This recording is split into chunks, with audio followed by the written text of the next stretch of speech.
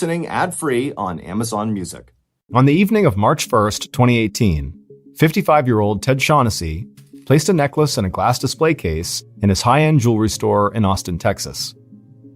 Ted adjusted his glasses on his face and then leaned in a bit closer, and he saw the lights in the case bounce off the gold and jewels in this necklace, and it was so beautiful, he just smiled. He and his wife Corey had owned this jewelry store for 20 years. Corey had a keen eye for jewelry, so she worked as the appraiser, choosing which pieces to buy and then sell inside of the store, and also determining how much they were worth. And Ted was a great salesman. Ted took pride in the way he displayed the jewelry in the store. He wanted to draw the customers in, and then once they were there, Ted would approach them like they were lifelong friends. Now, part of the reason he did this was just because it was an effective sales tactic. But also, Ted really did love meeting and talking with people who came in to shop off the street. That's actually one of the reasons he'd worked in retail for most of his adult life. Ted locked the display case and walked around the shop, turning off lights and closing things up for the day. Then he set the security alarm, headed out the door, and locked it behind him. Some nights, Ted would stay at the jewelry store long after it had closed to go over the books or to redo the displays. But tonight, he wanted to get home as quickly as he could. He and his wife had plans to spend the entire night doing one of their favorite things, eating a great home-cooked meal together and just relaxing and watching TV. After leaving the store, Ted climbed into his car and headed home. About 25 minutes later, he pulled into his neighborhood and he looked around at all the huge houses with sprawling front yards and swimming pools out back. He found his house, which was just as big as all the others, and he pulled into the long driveway and came to a stop. He got out of the car, walked inside his house through the front door, and the moment he was inside, he was hit with this wonderful smell of something delicious cooking in the kitchen. But before he could even call out to his wife, he heard loud clacking sounds on the hardwood floors as two large dogs bounded through the front room towards him. Ted enthusiastically knelt down and began goofing around with the dogs and asking them how they were doing, like they could answer back. Then he stood back up, and the dogs followed at his heels as Ted made his way through the house, which could feel like walking through a maze for somebody who had never been there. Ted and the dogs got to the kitchen, and Ted saw his wife Corey standing over the stove. Corey turned around, and Ted immediately walked over, put his hands on her waist, and gave her a kiss. Ted helped his wife put some finishing touches on the meal, and then they both got excited about the night ahead of them. They knew a lot of people would find this to be a pretty boring way to spend the night, but Ted and Corey really were never happier than when they were just hanging out together. After the food was finally done cooking, the couple sat down and ate their great meal at the dining room table, while their dogs just stared at them, hoping for some scraps.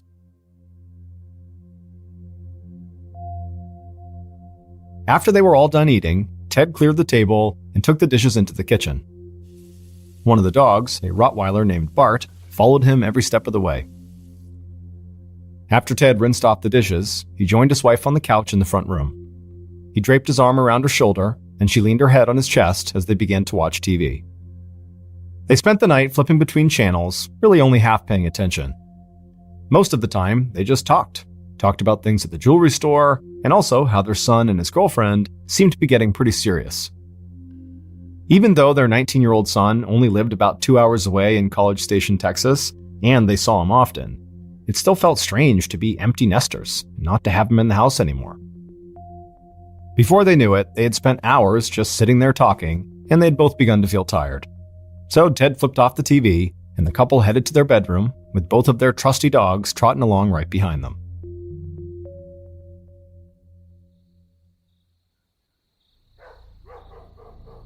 A little before 4:45 a.m. on March 2nd, 2018, so several hours after Ted and Corey had gone to bed, they both suddenly woke up to the sound of their dogs barking in their room. Ted flipped on the light on his bedside table, and he and his wife looked over and saw their dogs barking away, standing right by the bedroom door. Ted tried to get them to calm down, but they just kept on barking over and over again. Ted could see his wife looked frightened, and he was feeling a bit freaked out too. The dogs were both really good guard dogs, and they usually only got agitated when they'd heard something. And so Ted slowly got out of bed, opened the drawer on the bedside table, and pulled out a .45 caliber handgun. He checked to make sure it was loaded, and then told his wife to stay in the room. Ted walked over to the door, opened it up, and headed outside. He made his way into the dark kitchen, and Bart the Rottweiler followed right behind.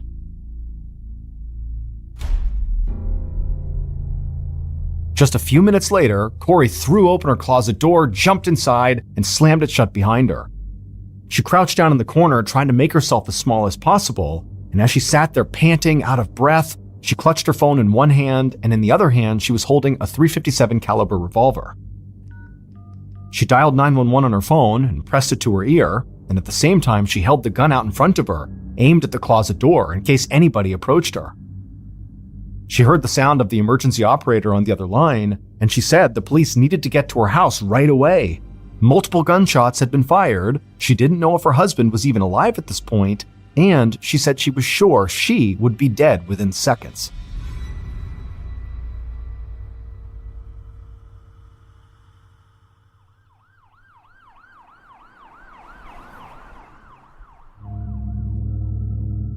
"15 minutes later, so just after 5 a.m., Travis County homicide detectives James Moore and Paul Salo headed up the long walkway toward Ted and Corey's front door. By this point, crime scene tape had already been stretched across the large property, several uniformed police officers stood on the lawn, and 2 officers stood near the front door with Corey, who was there in her nightgown, sobbing. Detectives Moore and Salo introduced themselves to Corey and told her they'd be back to her shortly. Then they put on their gloves and headed inside of her house. Just standing in the front room, both detectives got a sense of how big this house was and how many different hallways and paths there were to take. They made their way through the front room and walked into the kitchen, where a team of forensics officers were already searching for evidence. On the floor, sprawled out under the kitchen table, the detectives saw Ted Shaughnessy's body. Blood covered his face and his chest, but the detectives also saw something that completely threw them off. Because in the call they got, they'd already been told about Ted being deceased, but they didn't expect to also see his pet dog lying right there with him. Bart, the Rottweiler, had clearly been shot and killed, laying just a few feet in front of Ted, like he'd been trying to maybe protect him. One of the forensics officers joined Detectives Moore and Salo and pointed out multiple bullet casings littering the kitchen floor. In fact, there were so many casings that the detectives thought it looked like a massive shootout had taken place right there in the kitchen. The detectives walked over to the kitchen table and knelt down by Ted's body. Near his outstretched hand, they saw a .45 caliber handgun. Moore checked the magazine and saw it was full, so it appeared like Ted had not fired a single shot from his weapon. However, Moore asked the forensics officer if there was any chance that Ted maybe did fire off some shots and actually emptied out a magazine and then reloaded.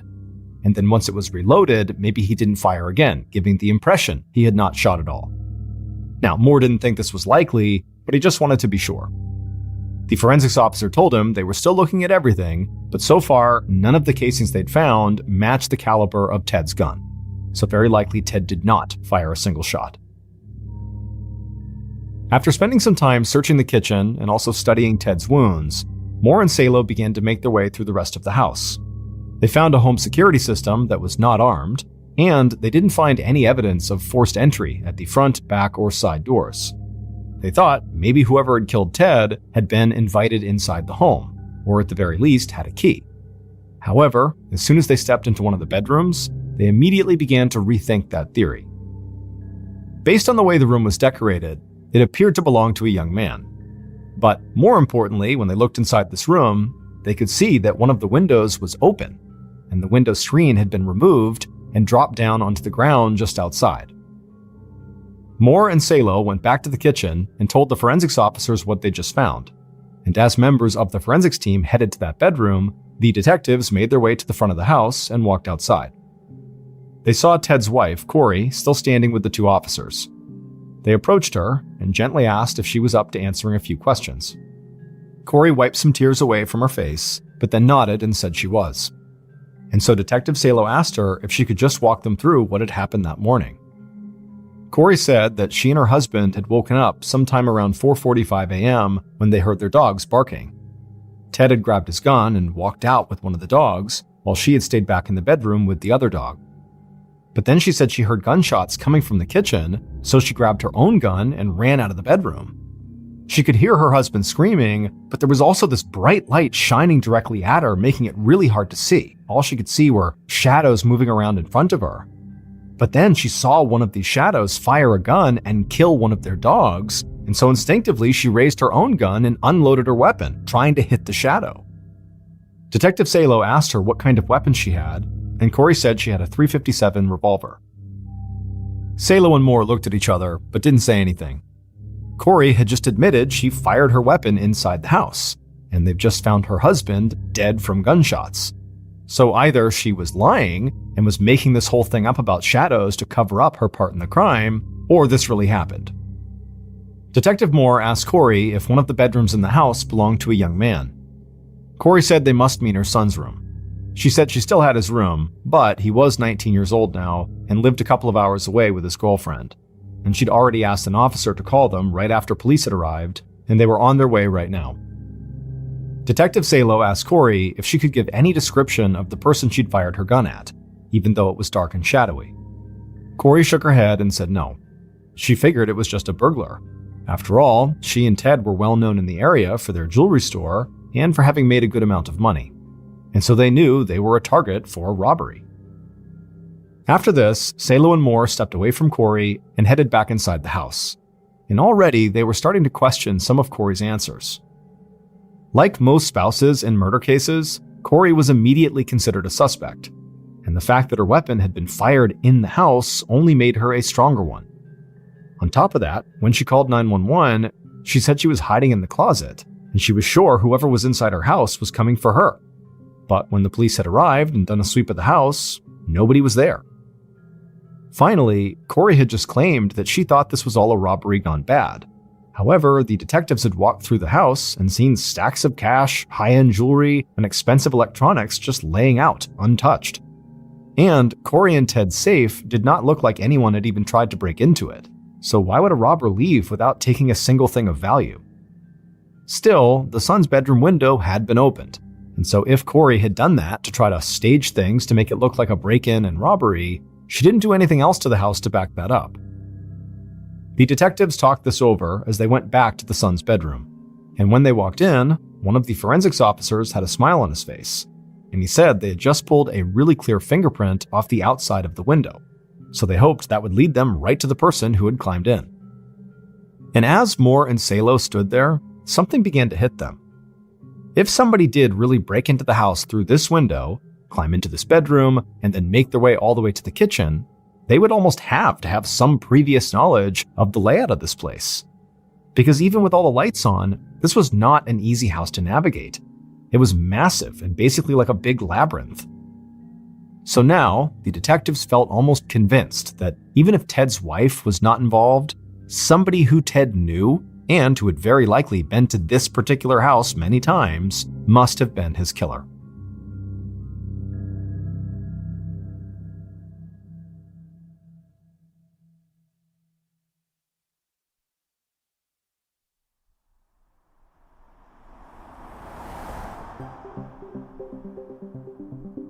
A couple hours later, at 8 a.m. on March 2nd, a car pulled up in front of the house. Ted's 19-year-old son, Nicholas, and Nicholas's girlfriend, Jackie Edison, parked behind the line of police cars outside the house that Nicholas had grown up inside of.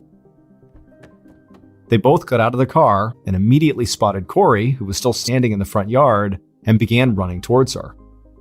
An officer stopped them, but when they said who they were, he let them by. A moment later, Nicholas and Jackie were hugging Corey, and all three of them just stood there crying. Inside the house, detectives Moore and Salo got word that Ted's son had just arrived. So they quickly went outside and found Nicholas and Jackie still standing with Corey.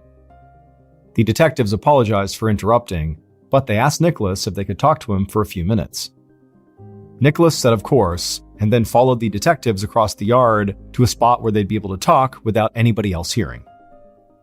Moore started off by asking Nicholas where he'd been around 4:45 a.m. that morning, the time the 911 call had come in, and Nicholas said that he and his girlfriend were asleep at their place in College Station.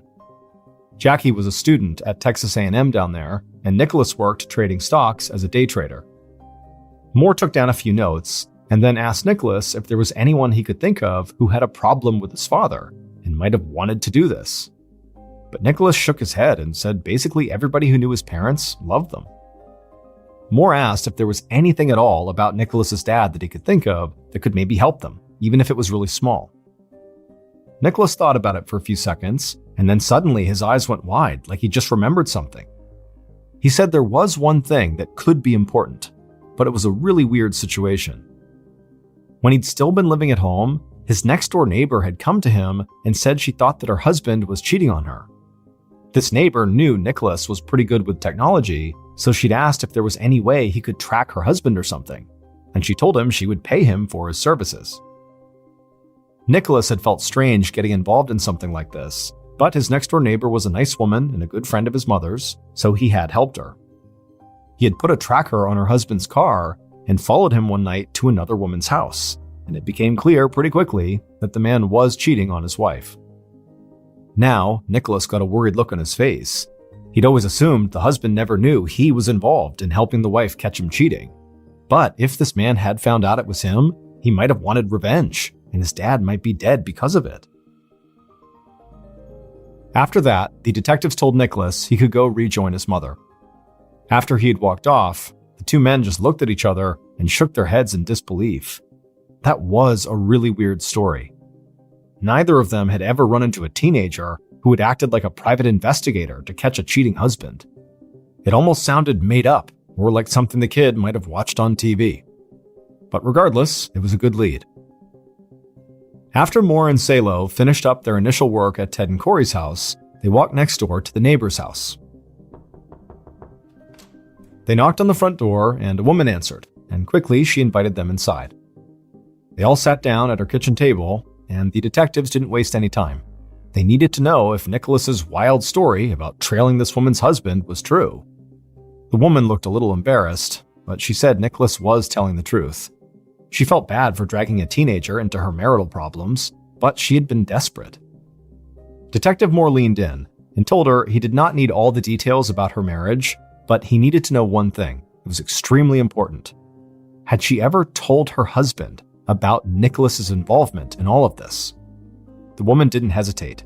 She said no way would she ever do that. Her husband, who had since moved away and was soon to be her ex-husband, had no idea at all about Nicholas. And as she was talking, the reason for this line of questioning finally dawned on her. And she stopped and just said her husband might have cheated on her, but there was no way he would have ever attacked Ted or anybody else like that. The detectives left the house not long after that and headed back to the station. Despite what the woman said about her husband, they knew they still had to track him down and get more information directly from him. In the days following the murder, while members of their investigative team followed up on the neighbor's husband, Moore and Salo contacted Ted's closest friends to see what else they could learn about him. But not much new came from that. Everybody seemed to like Ted, and nobody could understand who would do this unless it was a robbery.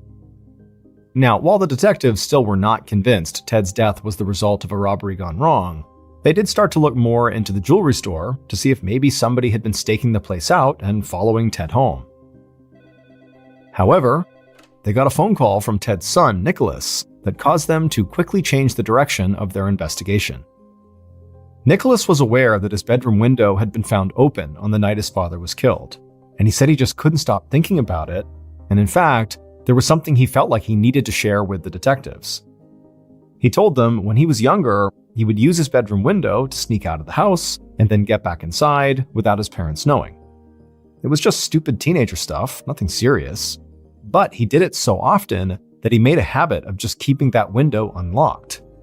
Now he realized that particular window might have been left unlocked even after he had moved out. But what Nicholas said was really weighing on him was that there was only really one other person who knew he did this with his window, and that was his friend Spencer Patterson. Because he and Spencer had crept out of that window a bunch of times together when Spencer had slept over. Detective Salo asked Nicholas if the reason he was so worried was because maybe Spencer had some reason to come after Nicholas now, Like had they had a bad fight or something? Nicholas said no, but he said Spencer would have gone to their house and potentially used that window to get in there and get his parents' money and jewels.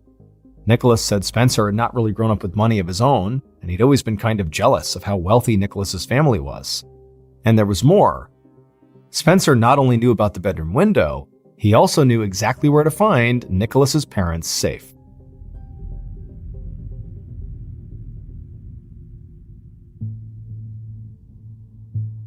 About a week after the murder, Detectives Salo and Moore sat together in an office going over the notes they'd already put together. And even though their investigation was still relatively new, they felt like they had some promising leads.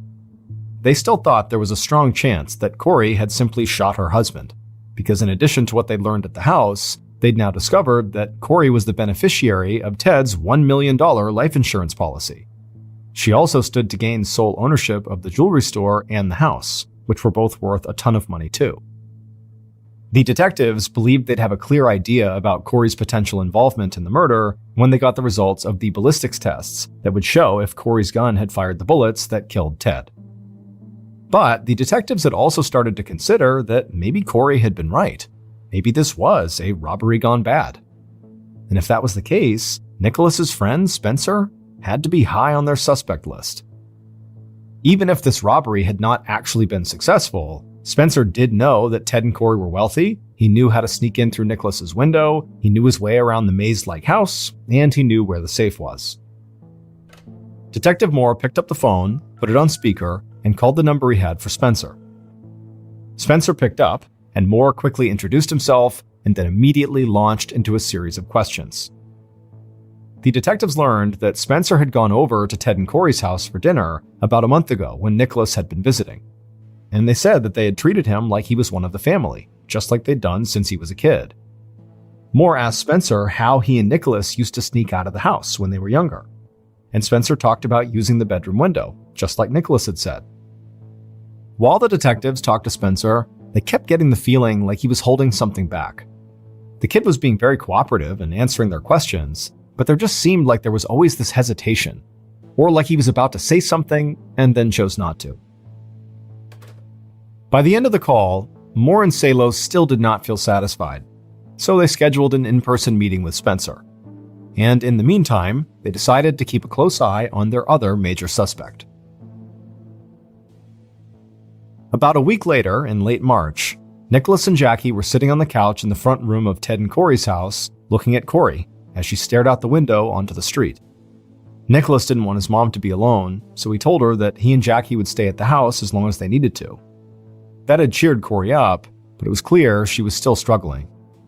And today, Nicholas and Jackie were extra worried about her, because she kept standing there just staring out the window. They had no idea why. But suddenly, Corey turned around and told them to come over and take a look for themselves. And so Nicholas and Jackie walked over to the window, and Corey pointed to a plain-looking sedan on the street. She told them she thought it was a cop and that he was watching her. At first, this seemed like paranoia to Nicholas and Jackie. However, when Nicholas looked out the window and he got a good look at that car before it drove off, he thought his mom was right. It definitely could be an unmarked police car. Corey stepped away from the window and collapsed onto the couch. She didn't understand why the police would be watching her. Why weren't they out finding the person who had actually killed her husband? Nicholas looked over at his mom, and he could tell she was just in total despair. And so he leaned over to Jackie and whispered something in her ear. Jackie was surprised by what she just heard, but she quickly smiled and nodded her head. And so Nicholas took Jackie's hand, and together they walked over to the couch where Corey was. And then Nicholas took a breath and said that he and Jackie had something very important he wanted to tell her.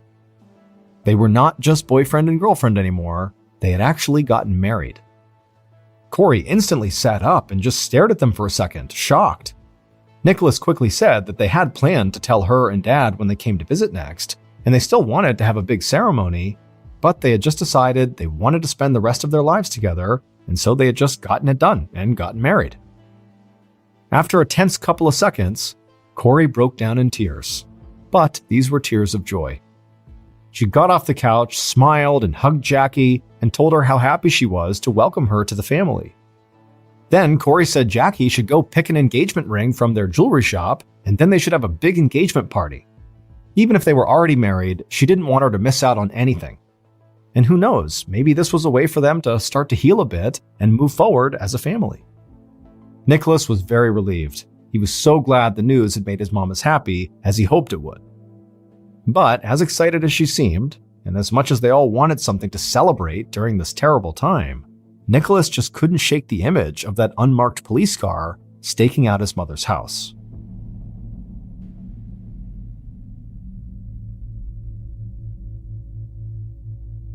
Over the following weeks, the investigative team continued to dig into the Shaughnessy's financial records, and they also did keep eyes on Corey's house. While that was going on, Detectives Moore and Salo met in person with Nicholas's friend Spencer. And somehow, being face-to-face with him made them feel even more like he was hiding something. And it was strange, because on the surface, Spencer seemed cooperative and like he wanted to help. But there was just something about the way this kid spoke that convinced Moore and Salo that they couldn't fully trust him. So, after meeting with Spencer at the station, the detectives secured warrants to search Spencer's house and his car. Now, the search of the house didn't turn up anything out of the ordinary. However, when they went through Spencer's car, they found a .380 caliber gun. Spencer had never mentioned having this gun, which seemed a little odd since he knew he was being investigated for a shooting. The detectives thought if he had wanted to clear himself, he wouldn't try to hide the fact that he owned a gun. And within days, this new piece of evidence looked a lot more damning, because when ballistics reports came back, they showed that some of the bullets fired at the crime scene came from a .357, which matched Corey's gun, and some of the others came from a .380, just like Spencer's. About a month after Ted's murder, Detectives Moore and Salo believed they had Ted's killer in their sights. They collected more financial records and cell phone data to try to tie up any loose ends, and then they brought Spencer into the station for one last interview. Spencer sat down at a small table across from Salo and Moore in a brightly lit, cramped room.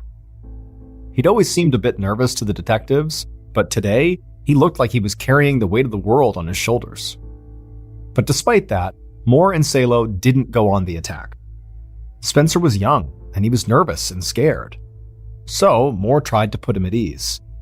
He told him they thought they knew what happened on the morning Ted died. They just needed Spencer to help them fill in the blanks. And before Spencer could even begin to talk, the detectives confronted him with all the evidence they had in the case. And so they told him there really wasn't any point trying to hide anything anymore. After a very tense minute, Spencer looked across the table at the detectives and then told them everything he knew. Following that interview, it would take Moore and Salo several more weeks to nail everything down. But in May of 2018, 2 months after Ted's murder, they knew exactly what had happened and who had fired the shots that killed Ted Shaughnessy.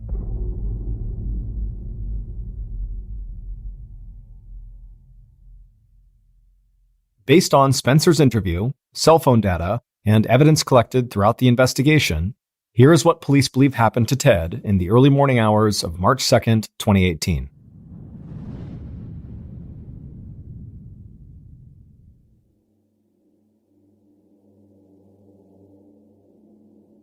On that morning, the killers crept through the dark house, led only by the light shining from one of their phones. They each held a gun in their hands, and they tried to move as slowly and quietly as possible. But when they made it to the kitchen and turned towards the main bedroom, they heard dogs start barking. The killers froze, not sure what to do. One of the dogs sounded really aggressive. The killer holding the phone shined the light towards the bedroom door, and right away they both saw something moving towards them.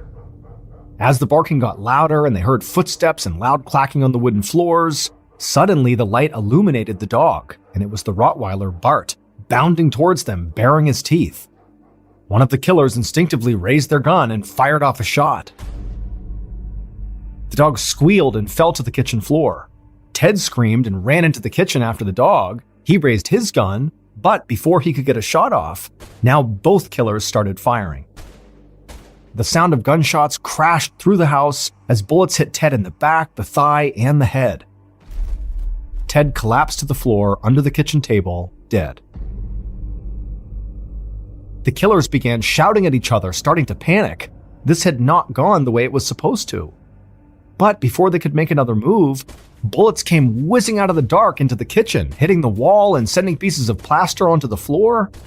The killer with the cell phone shined the light in the direction of the gunshots, trying to get a clear look at the shooter.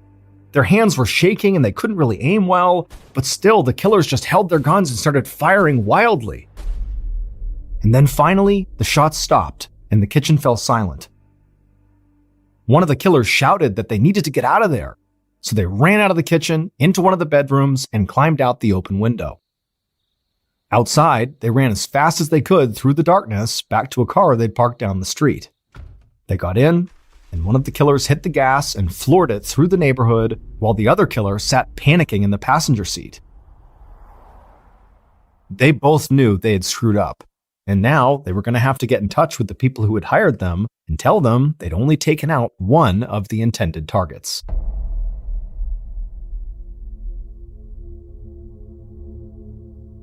The killers were two men who had no connection to Ted.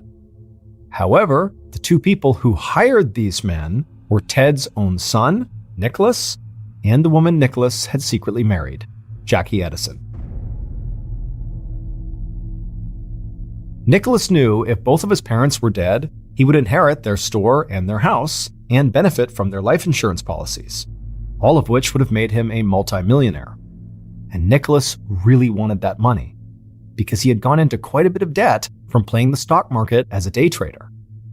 So, with Jackie's help, he found two hitmen and offered to pay them a lot of money to kill both Ted and Corey and to make it look like a robbery. Nicholas told the hitmen about his bedroom window and gave them a complete layout of the house. But on the night of the murder, the hitmen did not imagine they would find themselves in a full-fledged shootout, so when Corey started firing off her .357 at them, the whole plan fell apart. And so when Corey rushed back to her closet to call 911, instead of the hitmen going after her and killing her, they just ran out of the house and didn't even attempt to make it look like a robbery. And then a few hours later, when Nicholas and Jackie arrived at the house, they knew their plan had not worked. So they tried to play the perfect son and daughter-in-law.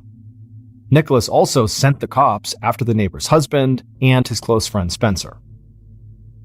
The neighbor's husband was cleared as a suspect very quickly, but Spencer remained high on the suspect list, just like Corey was, for a significant amount of time. However, when ballistics tests came back, they confirmed that none of the bullets fired from Corey's gun had actually struck Ted, and that the gun that was found in Spencer's car had not been used in the murder. And that fingerprint that had been found on the bedroom window did not match Spencer's. In fact, it just turned out to be an old print from when the window had been manufactured. So the detectives no longer believed Spencer committed the murder, and the more they talked to Spencer, the more they realized he wasn't hiding something to protect himself. He was hiding something to protect his best friend, Nicholas. But in his final meeting with police, Spencer would admit that Nicholas had talked to him on several occasions about wanting to murder his parents and hiring hitmen to do it. And after this, when police dug deeper into Nicholas's phone records, they found a couple of things that sealed the case. Nicholas, being the family member who was the most tech-savvy, set up an app on his phone that enabled him to control the alarm system on his parents' house. And the second discovery, and the far more damning one, was a series of text messages between Nicholas and Jackie in which the two of them were clearly arranging a murder for hire. Nicholas and both shooters were sentenced to 35 years in prison. Jackie cut a plea deal and received 10 years of probation, but with one very specific caveat. She had to spend 2 nights in jail every year on the anniversary of Ted's murder. So just a couple of weeks ago, early on July 24th, 2020, an 18-year-old woman named Gia Fuda, who was living with her parents in Seattle, Washington, wakes up in their home, goes downstairs, says good morning to her mother and to her father. She has a sip of a seltzer water, and then she heads out to her car and says, okay, I'll see you tonight, and she drives off. Gia's mother said that because of the quarantine, all of Gia's college classes had been moved online, and Gia didn't like doing all of her work in the house. She felt trapped. And so her routine consisted of getting up early and heading to Bellevue College, which is just outside of Seattle, where she could do some work in their library, do her online courses there, and then come back sometime in the evening. And so Gia's parents assumed that's what she was doing that day. But when Gia left that morning, she did not follow her typical COVID-19 routine of going to Bellevue College to do schoolwork. Instead, she hopped on the highway and she drove 60 miles to a very rural part of Washington state. It's very heavily forested. It's called Index, Washington. And she gets picked up on a camera inside of a coffee shop where she gets a cup of coffee and she buys a Bigfoot keychain and then gets back in her car and drives another 30 miles away from Seattle, away from her parents' home. It's unclear where she's going until her car runs out of gas. And when she ran out of gas, it was like she wasn't prepared for it because she was only able to turn her car and barely pull off of Highway 2. It didn't look like she'd intentionally parked. And it's actually how investigators spotted it because it was jutting out into the road slightly. She gets out, and instead of walking on the highway to try to get help or trying to flag down another motorist, she grabs her cell phone, her Bible, and a journal and turns and starts walking directly uphill. There's like this mountain right next to the highway, and it's very densely forested. And she just starts walking straight up this mountain. It's important to note that David Paulides just recently came out with a video about this case on his Can-Am Missing Project channel, and he says that the area she stopped in is an area where at least a dozen other people have gone missing under baffling circumstances that have all been covered in the Missing 411 phenomenon. By 11:30 that night, Gia's parents were starting to get very concerned that they hadn't heard from their daughter and that she hadn't come home yet. They started texting her and calling her. No answer, no response. By 1 a.m., they called the police. So this huge search is launched to go find Gia. Hundreds of volunteers, they have all these professional search and rescue people out there, they have helicopters overhead, and almost immediately, within a few hours of the search being launched, they find her car on Highway 2. But no sign of her anywhere. The area that she was in was actually a dead zone for cell phone service, so they couldn't get in touch with her in part because they had no service, and authorities weren't able to track her phone because there was no cell phone reception. So they didn't have much to work with except that they generally knew where she might be, which is in this very thick section of the Cascade Mountains. And so for days and days, they're searching and turning up nothing. And unfortunately, as time ticks on, the likelihood of her being found alive is next to zero. But 7 days into this huge search where nothing has been turned up, they have this huge find. A couple of the searchers that were miles away from where she had gone missing. I mean, at this point, you're 7 days into the search. You have searchers combing miles and miles of territory, and there's nothing. They've found nothing. And these searchers are up near this scenic creek, where there's a little bit of a clearing, there's this creek, and they find in one area her jacket, her shoes, her phone, her journal, and her Bible, all in one area. It looked like she had just suddenly stripped everything she had, put it on the ground, but she was nowhere to be found. So while this find is certainly great progress towards discovering what happened, it unfortunately sent a message to her parents that at this point, you need to brace for the worst, because now your daughter is not only missing and has been for a week, she doesn't have any gear. She has no clothes, she has no phone, she's just gone and has nothing. So the omen was very bad at this point. But her family and the searchers were not willing to give up, so they continued to search this new area where all of her stuff had been found for another 2 days. And on the 9th day from when she had gone missing, they found her, and she was alive. She was sitting on a rock near this creek. When they approached her, she was very startled to see people coming near her. She clearly was not expecting to be found. She was also more or less incoherent. She believed she had only been out for maybe 3 days and just had gotten lost, but they told her she had been gone for 9 days. But she was unhurt. She had a couple scratches on her. She was definitely emaciated, but she had been drinking from the stream and eating huckleberries. So she was, taking care of herself, but she was totally confused. She didn't know why she was there. And when she was pressed a little bit further, she didn't know why she drove where she drove. She doesn't know why she walked up a very steep mountain into the Cascades. She also has no idea what happened over the first 6-7 days. She only recalled the last couple and thought that's the whole time she had been out there. So it's a very confusing story, and one that probably we will never get a clear answer to. This will just become another one of the thousands of very odd disappearances that occur all over North America, except at least in this case, she was found alive. Tom Mezek was this salty Army veteran. He had served in the 82nd Airborne Division, which is an elite paratrooper division. He taught survival training classes, but more than anything, he loved to hunt. And he actually hunted in this one particular area in New York all the time with the same group of friends. In fact, for like 55 years, Tom and his 6 hunter friends would hunt this one area. On November 15th, 2015, Tom and his hunting buddies decide to go hunt in this area. And they got a bit of a late start. They didn't get out there till about noon. So they decided, in order to make up for lost time, to use this technique that's referred to as a deer drive, where you have stationary watchers that set up on a line about 100 meters apart from one another, and you have a group of drivers that kind of corral any deer or any animals in the area and push them so that they go past the watchers who can take a shot at those animals. And so Tom, along with 3 other hunters, were made watchers, and they set up along this hillside where Tom was all the way on the left flank, which meant on his left were no hunters. He did have a hunter 100 meters to his right, and then there was 2 other hunters all the way up the hill on the right as well, but he was on the outer flank of that line. And the 3 other hunters that were going to be doing the driving were to his right as well. Behind this hill, they were going to try to push the deer up and over this hill down to this line of watchers. After 3 hours and no luck, they haven't seen one deer, they start to also comment on the fact that there doesn't seem to be any wildlife at all. No squirrels, no birds, no anything. There's just silence, which is very odd for this area. And when you consider that this group has hunted this area for 55 years, they have a really good understanding of what normal looks like.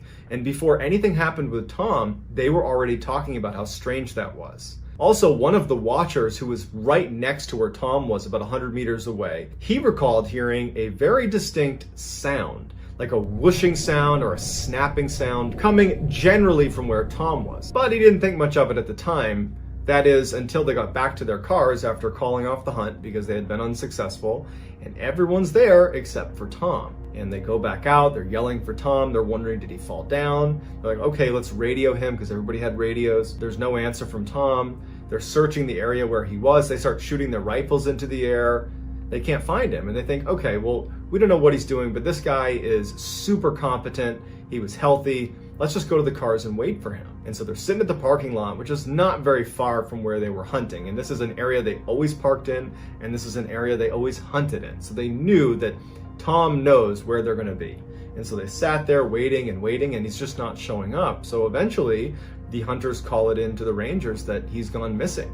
A massive search is launched for Tom. I mean, they are combing this area. They got helicopters, professional search teams. They're looking in lakes. They're looking under logs. They're looking everywhere. And there's not a shred of evidence of Tom. They can't find his walkie-talkie. They can't find his gun. There's no clothes. There's nothing. He's just disappeared. On the 4th day of the search, the FBI shows up and they get involved in the search, which didn't make any sense, because why is the FBI getting involved 4 days into a search for an elderly hunter where there's no sign of foul play? Why are they getting involved? It didn't really add up. And all they would tell Tom's wife is that they believed that something was off about this case, and that's why they were there. But they couldn't elaborate unless more information came in. But nothing ever shows up. Even though Tom was a bit older, he literally taught survival classes. He was the guy teaching other people how to survive in the woods. He also has been hunting in that particular area for 55 years. How is it that he in no way was able to signal that something was wrong, and that all these people, including the FBI, can't find any trace of him? It just seems like something is off. I gotta agree with the FBI on this one. Early on the morning of January 12th, 1765, a 12-year-old boy named Jacques Portufis sat up suddenly in his bed, breathing hard. The room was pitch black that he was in, but he could feel he was sweating and his heart was racing, and he tried to shake his head to kind of wipe the nightmare he had just had from his mind, but he just couldn't do it. All he could think about was how in this nightmare, something had been chasing him, and he had been running for his life, and he was trying to get away, but whatever this thing was, this horrible beast that was following him, it just kept getting closer and closer and closer until it finally got him, and that's what woke him up. Jacques reached up and touched his face, and he realized he was crying, and he quickly wiped the tears away because he didn't want any of his brothers or sisters to see that he was crying. Jacques was the oldest of 8 kids in his family, and all of them slept in the same small room on straw-filled mattresses inside of their family's little cottage in the southern French province of Gévaudan. And so, Jacques, he's looking around the bedroom to make sure none of his siblings had woken up and seen him in this state, and he was relieved to see that they were all still fast asleep. Everybody made fun of Jacques for being a scaredy cat, for being a coward.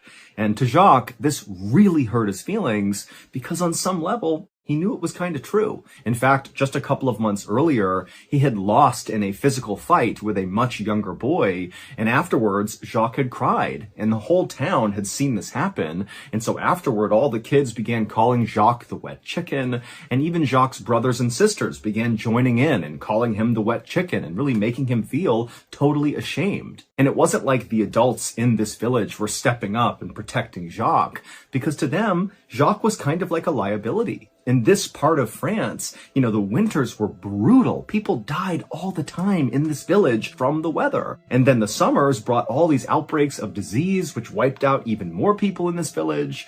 And so by and large, where Jacques lived, it was kind of like the survival of the fittest. And many kids didn't live that long unless they were really hardy and tough, like their parents who had managed to survive for that long. But Jacques was just not like that. He was very gentle and peaceful, yet somehow he had survived. And Jacques really was not trying to become this kind of macho guy.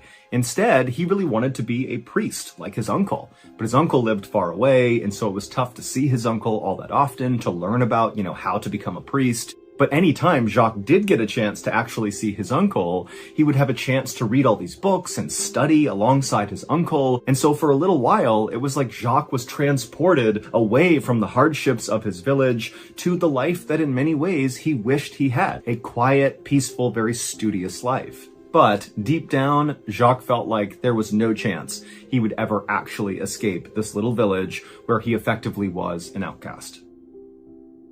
Even though the sun had not risen yet, Jacques just sat on his bed and couldn't fall asleep again after waking up from this nightmare. And so just sitting there in the dark and the quiet, Jacques began to think about what he had to do later that day when the sun did come up. And like usual, Jacques started to feel afraid. And so Jacques eventually just laid down with his eyes open, and he laid there until dawn when one of his younger brothers, named Jean, who was 8 years old, rolled over and pushed him and said, "Hey, wet chicken, it's time to get up. It's our day with the sheep. Let's go." Jacques scowled at his younger brother and shoved him back, but not that hard, because Jacques never really shoved anybody that hard, no matter what they did to him. And then both boys hopped out of their bed, they wolfed down some bread and cheese, and then headed out the door. As soon as they were outside, Jacques noticed that the village was much quieter than it normally was.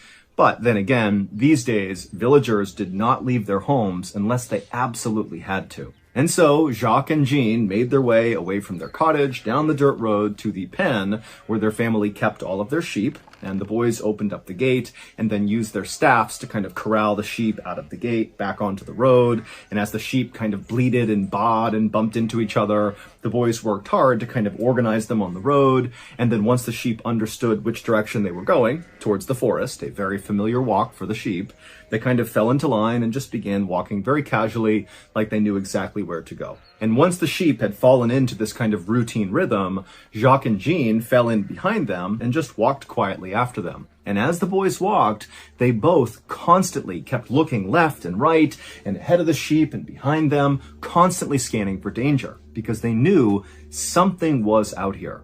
For months now, children all across this province in France, Gévaudan, had been going missing. They'd go off into fields or pastures, like when they're moving their family's livestock around, and the kids would just vanish. And then sometimes, if they were found again, they'd be found totally mutilated far from where they should have been. The attacks on these kids across Gévaudan had begun a year earlier on June 30th, 1764.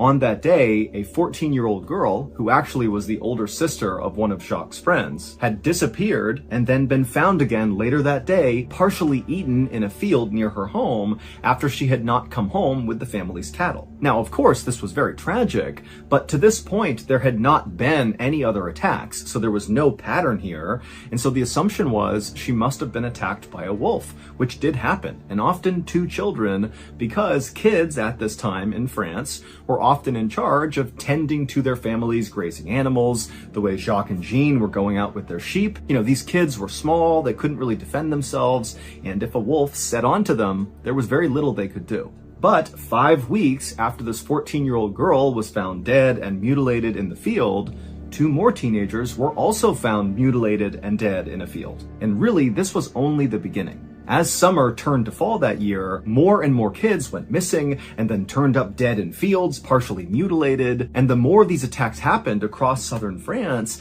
the more people thought to themselves, this can't be a wolf. Number one, wolves don't go on extended human killing sprees. That's just not a thing. And number two, if it was a wolf, they would be eating more of their victims. They wouldn't just rip their body to shreds and then leave them. They would eat the meat. And so by this early January day in 1765, as Jacques and Jean were setting out for the day with their family's sheep, the death toll from whatever was killing these kids was now well into the dozens. People in France had begun calling whatever was killing these children the Beast of Gévaudan, and stories about this creature began popping up in newspapers all over France. People all across southern France began forming these huge hunting parties to go out into the forests and the wilds of Gévaudan to find this creature and kill it, but they would always come back empty-handed. And then every now and again, a hunter would be out and they would see a huge wolf and they would kill it and they would declare that they had found and killed the Beast of Gévaudan. But the attacks on these kids all across this province just continued. So obviously that wolf was not it. And so as these attacks continued, all the fairs and festivals that normally would pop up all year long, all across southern France, those all stopped because people were afraid to go out in fear of this creature. And then of course, in villages like Jacques' village, people really just stopped going out unless they had to, again, because of the Beast of Gévaudan. But Jacques and Jean's family relied on their livestock and they needed their sheep to go out and graze. And so on this day in January, Jacques and Jean had to go out because their sheep had to graze. Their family relied on the sheep, livestock was their livelihood, and so this was a mandatory thing. As Jacques and Jean continued walking behind their herd of sheep down this dirt road towards the forest, the two boys eventually came to a stop and just turned around and looked back at their village, and they saw walking on the road towards them were 5 more kids, along with 2 additional herds of sheep that these 5 kids were in charge of. Ever since the Beast of Gévaudan had become a thing, Jacques and Jean had begun tending their sheep along with these 5 kids and their sheep. They figured the bigger their group was, the safer they were from this creature. As the 5 kids got closer to Jacques and Jean, Jacques realized that one of the kids that was with them this day was a tall, thin redhead. It was the same younger boy who had recently beaten Jacques up in front of the village, and he had cried and everyone had made fun of him. And so Jacques sees this kid coming and immediately he can feel his face burning with embarrassment. And then the boy, he sees Jacques and he immediately smirks and begins flapping his arms like chicken wings. But once these 5 kids and their sheep joined Jacques and Jean and their sheep, they all kind of just went quiet because none of them wanted to be out there. They were all scared of the Beast of Gévaudan, and the only reason they were together was, again, to be safe from this creature that was killing kids left and right. And so, in relative silence, all of the kids and their sheep just slowly walked together down this dirt path, and eventually they made it into the big forest, where just beyond the forest was the pasture where these sheep would graze. And as the group actually entered into the trees and it became dark and more quiet and kind of eerie, Jean actually tugged on Jacques' shoulder and said, "Will you please tell a story?" Because Jean was scared too. The kids were all scared, and they figured, if Jacques just told a story, it would take their mind off of how tense this moment was. And when Jacques heard this request, he actually smiled because this was something he loved to do. He was a great storyteller. It was like his one strength. When Jean had asked for the story, the kids and the sheep had actually made it to really the end of the forest path. And so by the time Jacques was about to start his story, all the sheep had made their way out of the forest onto this big open pasture right in the middle of the forest. And so as the sheep just kind of filtered out into this open area, Jacques stopped and all the kids kind of came up right behind him. And Jacques started his story by pointing across the pasture to this bog that was right at the base of this big hill. And he said, "Do you see those big rocks in that bog over there? Well, you see the biggest rock? Well, that's not really a rock. It's actually a doorway. And if you move the rock underneath it, there's a portal to another world." And so as Jacques began telling this very creative story about this kingdom that existed underneath the bog, he sat down against a rock, kind of facing out towards the sheep, and all the other kids kind of filed in around him, taking seats, with Jean, his brother, sitting right behind him to his right. And Jacques, he was just really into the story to the point where he kind of forgot about what was happening with the sheep, and he wasn't scanning around for danger, and neither were any of the kids, including the redhead who had beaten Jacques up. He wanted to act like he wasn't into his story, but in reality, he totally was, and he was just as interested in what was going on with the magical kingdom below this rock. And finally, when Jacques got to the end of his story, where this evil giant that had been tormenting the kingdom under the bog had been tricked by an orphan to try to go through this magical portal into their world, and the giant had gotten stuck in the doorway because he was so big, and he never tormented the kingdom again, and they lived happily ever after. When Jacques got to that point in the story and all the kids are totally locked in and not paying attention to anything else, two things happened in rapid succession. The first was, even though Jacques is telling the story and focusing on that, in the back of his mind, he registers hearing the sound of twigs breaking somewhere right behind him, almost like the sound of someone or something moving along the forest floor. And the second thing that happened was the red-headed kid who had beaten up Jacques, without saying a word, just stood up and began sprinting towards the pasture. And for a moment, Jacques thought this kid, who was kind of like a bully, was doing this on purpose, to be rude to Jacques, to kind of run away at the climax of the story like he didn't care about it. But then Jacques realized that he smelled something terrible behind him. But when Jacques turned around to see what was making this smell, he saw that his brother, Jean, who had been sitting right behind him to his right, was now gone, and where he had been sitting was just his staff laying on the ground. And for a second, Jacques just couldn't process what his eyes were seeing. He didn't understand how his brother could have gotten away from him without him noticing. But before Jacques could do anything, all the kids around him that were still there began screaming and pointing up towards this hill that was right behind them.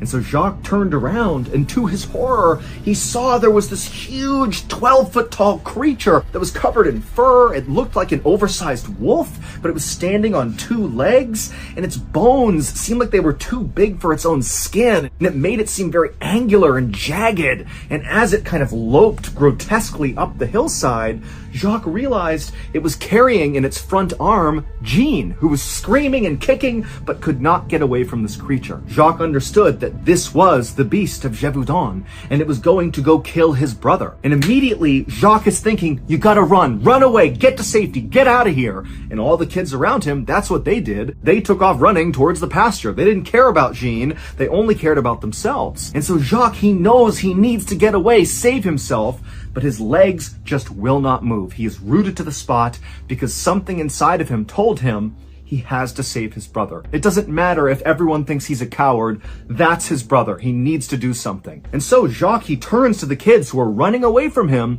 and he screams at them to stop, come back. And the kids were so surprised to hear this strong, authoritative voice coming out of the wet chicken that they did stop and turned around to see what he wanted. And he said, "Get over here. I have a plan." And so the kids, with the exception of the redhead who had run off by himself, they came back to Jacques, and Jacques began telling them his plan to save Jean. And the kids, again, were so taken with how Jacques was really owning this moment and being a leader that they all said, "Okay, let's do this." And so after this very quick planning meeting, all the kids turned and began running up the hillside towards the beast of Gévaudan, with Jacques in the front with his staff out. And the kids gained on the beast really quickly, and the creature clearly noticed and kept turning around and kept looking at these kids getting closer and closer, but the beast did not seem interested in any of them. It just wanted Jean. And in fact, it moved Jean from its arm up into its mouth, and and then the creature began kind of using the trees to pull itself faster and faster away from the kids. But Jacques, he just kept going faster and faster and pushing himself to get closer and closer, and as he did, it motivated the other kids to follow along and push it and gain on this creature. And finally, they got close enough to this beast that Jacques yelled out to the kids, "Now!" And they all fanned out around it and began smashing this beast with their staffs they used to shepherd their livestock. Now, none of their blows to this creature were doing any real damage, and the creature did not really seem fazed that the kids were now attacking it, but they were kind of able, with their strikes to this creature, to direct it and get it to kind of turn in the direction that Jacques had told them to make the creature go. And so the kids continued to beat and poke and corral this creature, and every time they'd hit it, the beast would kind of flail out with one of its arms, but it never really did anything because, again, it's really focused, obviously, on taking Jean. But eventually, Jacques' plan worked. He had corralled the creature to the top of the hillside, right over where that bog was, where those rocks in the middle were part of the story that Jacques had told about how there was this portal to another world. And once this creature was positioned where Jacques wanted it, he again yelled to the kids to do the next phase of their plan. And all the kids kind of fanned out to the top of the hill, and with their staffs, they beat and poked this creature down the hill into the bog. And as they did this, Jacques kept looking to see if Jean was alive, because earlier he had been screaming and kicking, but now there was blood all over his brother, and he was limp in the creature's mouth, and he wasn't making any sound.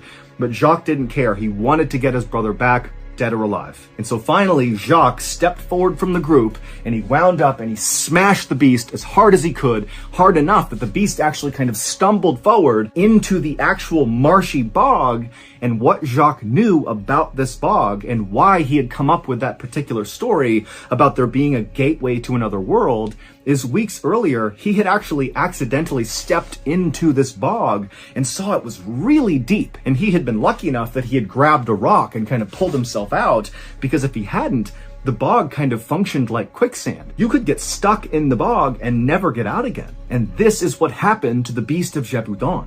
It went feet first into the one spot of the bog that Jacques had had all the kids corral it to, that was the deepest and most dangerous part. And as soon as the beast stepped into it, it sunk down to its waist. And immediately the beast reached out with its huge muscular arms and tried to pull itself out of the bog, but it couldn't. It was stuck. And so in its panic, it let go of Jean from its mouth, and it actually turned around and it looked at Jacques and the other kids. And when it did, Jacques almost lost his nerve, because when he saw this thing face to face up close, he saw this was not a wolf's face. This was almost like a human face. Its eyes were making distinct eye contact with Jacques, and it was furious. It was like the beast understood that Jacques had just trapped it. He had tricked the beast into walking into this bog, and it wanted to kill Jacques. And for a moment, Jacques was totally entranced by this creature's eyes. It just struck him that this looks human. It looks intelligent. What is this thing? And while Jacques was kind of in this daze, the creature reached forward and slashed his stomach wide open, and Jacques fell backwards on the ground, but luckily he was far enough away from the beast that he couldn't be pulled back in. And in this kind of frantic moment, one of the other kids saw an opportunity and ran forward, grabbed Jean, who was laying on the surface of the bog, and he pulled him away from the beast. And the beast whipped around. He tried to grab Jean, but he couldn't. And so all of a sudden, all these kids were safely away from the beast of Gévaudan, who was totally trapped. And so at this point, the other kids who were not hurt, they scooped up Jacques and they scooped up Jean, and they began running away from the bog across the pasture back towards the village, leaving the beast where it was. And as they ran, they heard it bellowing out and roaring and trying to pull itself out, but it still just remained in the bog. And finally, as they got back to that dirt path that led back to the village, they saw there was a group of armed villagers running towards them, because it would turn out the redhead who had ran off, he had told the village, and they were coming out to help the kids. And so as the armed villagers met with the kids, they told them where the beast was, stuck in that bog, and the villagers took off to go kill the beast. And then the kids, along with Jacques and Jean, they went into the village. They were put into a home and put on beds, by which point the village doctor had come over and began treating both of them. Jean was alive, but just barely. He had lost a lot of blood, and the beast had grabbed onto his scalp and really crushed his skull, but he would ultimately survive. As for Jacques, it was a very painful wound. wound that he had sustained on his stomach, but none of his internal organs had been damaged, and so he would also survive as well. As for the armed villagers, even though they very quickly got out to that bog where the beast was, when they got there, the beast was gone. And the beast of Gévaudan would continue to kill people for another 2 years, until June 19th, 1767, when a hunter happened to encounter it in the middle of a forest, and he shot and killed it. And by that point, over 100 people had been murdered by this creature. The hunter would drag the carcass of the beast back into his village, and a doctor would perform an autopsy, but the doctor was unable to identify what kind of animal it was. It did kind of look like a wolf, a really huge wolf, but its body was just so misshapen and its bones were too big, and it clearly walked on 2 legs, not on all 4s, and so there was never any definitive information about what this even was and how this even happened. But when they opened up its stomach, they did find human body parts.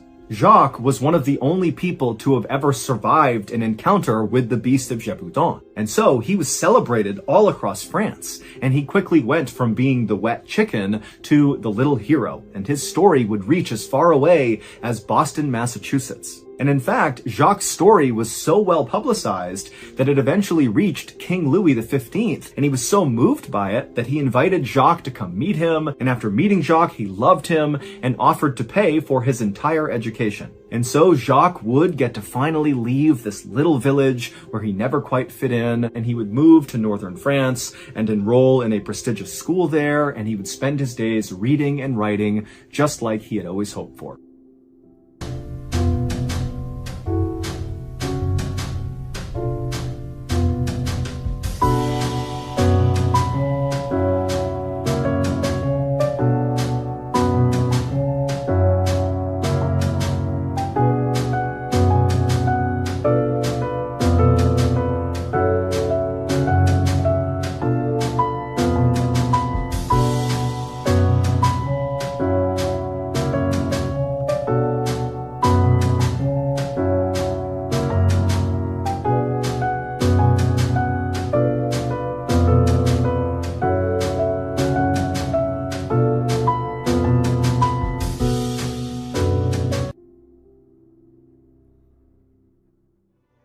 Just a reminder, my very first book, MrBallen Presents Strange, Dark, and Mysterious, The Graphic Stories, is out right now and shipping worldwide. You can find it wherever books or audiobooks are sold. This book is truly a brand new experience for anybody who's a fan of the strange, dark, and mysterious. We've never had a book before, so this is a big deal.